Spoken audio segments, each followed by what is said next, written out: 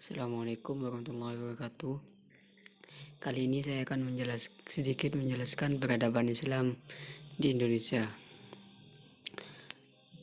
Sunan Kalijaga atau Raden Said.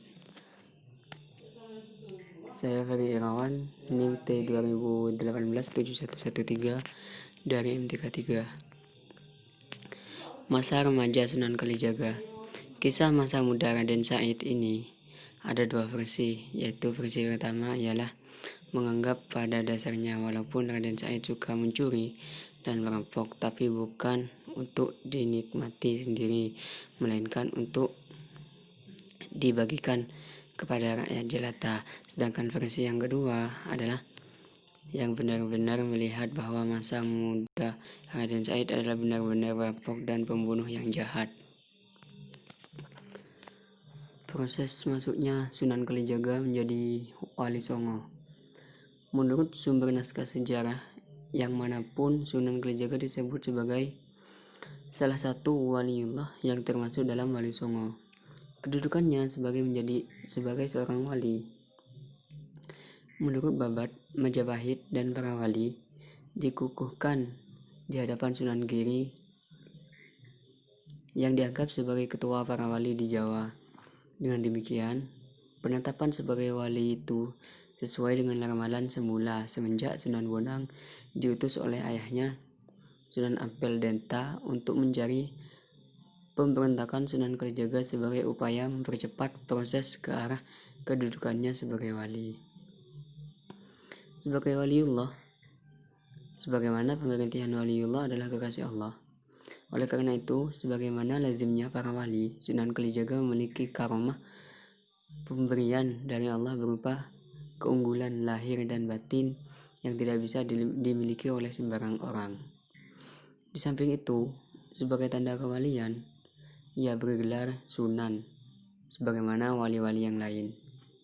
Menurut salah satu penafsiran, kata sunat, yang berarti tingkah laku, adat kebiasaan. Adapun tingkah laku yang dimaksud adalah yang serba baik, sopan santun, budi luhur, hidup yang serba kebijakan menurut tuntunan agama Islam. Oleh karena itu, seorang sunan akan senantiasa menampilkan perilaku yang serba berkebajikan sesuai dengan tugas mereka berdakwah, beramar ma'ruf nahi mungkar, memerintah atau mengajak ke arah kebaikan dan melarang perbuatan mungkar.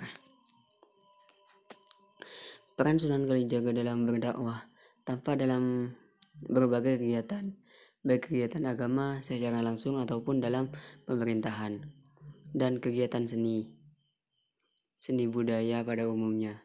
Di antara kasus kegiatan yang berkenaan dengan keagamaan, sebagaimana banyak disebut dalam naskah Babat, adalah kegiatan Sunan Kalijaga bersama-sama wali yang lain mendirikan Masjid Agung Demak. Sudah jelas bahwa fungsi masjid di samping menjadi sarana peribadatan, juga dipakai sebagai pusat kegiatan dakwah ketika itu, sehingga perlu adanya kendati pun sulit untuk menentukan secara pasti kapan masjid tersebut didirikan.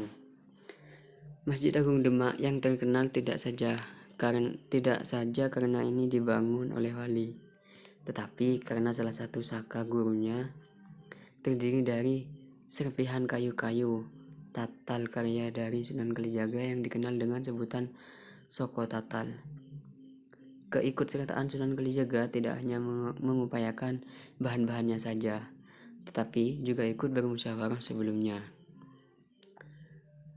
Adapun beberapa metode yang dilakukan Sunan Kalijaga dalam berdakwah. Cara-cara atau jalan yang ditempuh oleh Sunan Kalijaga khususnya dalam menyampaikan ajaran Islam kepada rakyat di tanah Jawa antara lain: pertama, ajaran agama Islam itu diperkenalkan kepada rakyat dengan cara menyampaikan sedikit demi sedikit agar mereka tidak kaget atau tidak menolak. Dihindarkan cara-cara yang dapat menyinggung perasaan atau jiwa mereka yang sudah lama menganut kepercayaan agama Hindu, Buddha, dan lain-lainnya. Yang selanjutnya, apabila memungkinkan ajaran-ajaran agama Islam itu dikawinkan dengan kepercayaan agama Hindu dan Buddha, sehingga rakyat tidak terasa bahwa dirinya telah berubah kepercayaan lamanya atau dengan ajaran agama Islam.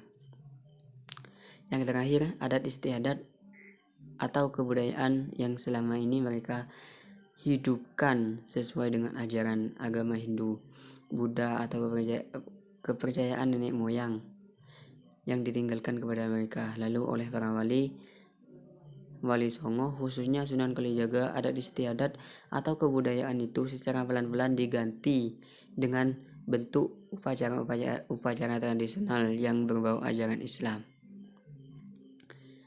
Media dakwah Sunan Kalijaga menggunakan wayang. Sunan Kalijaga adalah seorang dalang wayang Purwa. Ia terkenal sebagai dalang wayang kulit yang sangat menarik. Bila Sunan Kalijaga pentas di suatu desa, penonton berjubel-jubel memadati halaman. Pentas wayang Sunan Kalijaga adalah dalam rangka mendakwahkan Islam. Ia tidak pernah menarik bayaran materi. Sebagai bayarannya, ia mengajak kepada seluruh hadirin untuk bersyahadat, mengucapkan sumpah pengakuan bahwa tidak ada Tuhan selain Allah, dan mengakui bahwa Nabi Muhammad adalah utusan Allah. Sunan Kalijaga mengajak kepada seluruh masyarakat untuk mengurangi perbuatan syirik dan setia kepada ajaran Islam. Lewat sarana itulah Sunan Kalijaga berhasil merata Islam di seluruh bumi Jawa. Dalam media dakwah yang lain juga tampak sikap Sunan Kalijaga yang demikian itu, baik dalam penciptaan, seni pakaian, seni suara, seni ukir, seni gemelang, termasuk juga kesenian wayang. Bahkan terdapat kesenian wayang ini, Sunan Kalijaga dipandang sebagai tokoh yang telah menghasilkan kreasi baru, yaitu dengan adanya wayang kulit dengan segala perangkan gemelangnya. Wayang itu sebagai media dakwah yang senantiasa dipergunakan oleh Sunan Kalijaga dalam kesempatan berdakwahnya di berbagai daerah, dan ternyata wayang ini merupakan media yang efektif, dapat mendekatkan dan menarik.